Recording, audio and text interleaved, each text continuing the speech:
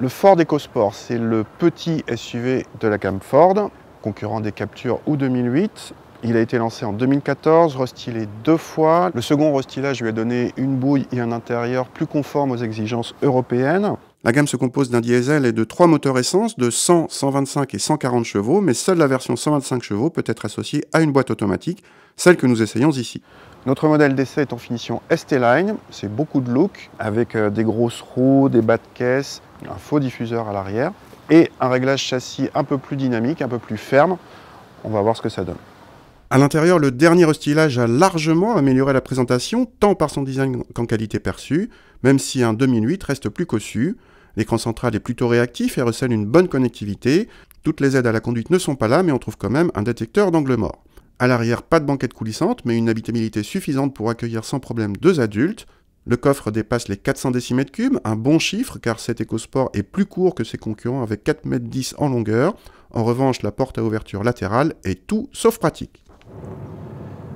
Au volant de ce Ford EcoSport EcoBoost 125 BVA, on commence par les bons points, à savoir le moteur, c'est le 3 cylindres 1 litre, déjà largement connu sur la gamme.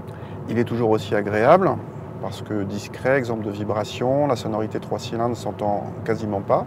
Les performances, clairement, elles sont assez quelconques. Il faut dire que par rapport à une Fiesta, l'engin est à la fois beaucoup plus lourd et moins aérodynamique. Malgré tout, sur route ou sur autoroute, on tient les vitesses limites sans problème. Le point noir, c'est plutôt la boîte. Alors, entendons-nous bien, elle est très douce, aucun à-coup quand on passe les rapports. Par contre, elle est lente. Quand on vient d'une boîte double embrayage, la comparaison est douloureuse pour cette boîte-là. Et puis au niveau de la gestion, c'est plus ou moins à l'ancienne. Il n'y a pas de frein moteur. Bref, à part si vous vous mettez en mode manuel via les palettes au volant, c'est à l'ancienne. Côté châssis, cet EcoSport avec un châssis sport donc, et des roues un petit peu plus grosses, c'est plus dynamique que les autres EcoSport. Malgré tout, il n'est pas du tout sportif. Il prend toujours du roulis et dès que vous le bousculez, il y a l'ESP qui rentre très vite en action. Donc certes, c'est rassurant, mais il n'est pas à l'aise dans les enchaînements de virages serrés. Le tout avec un confort assez moyen. Bref, vous l'aurez compris, le compromis n'est pas très satisfaisant sur cet EcoSport dans cette définition.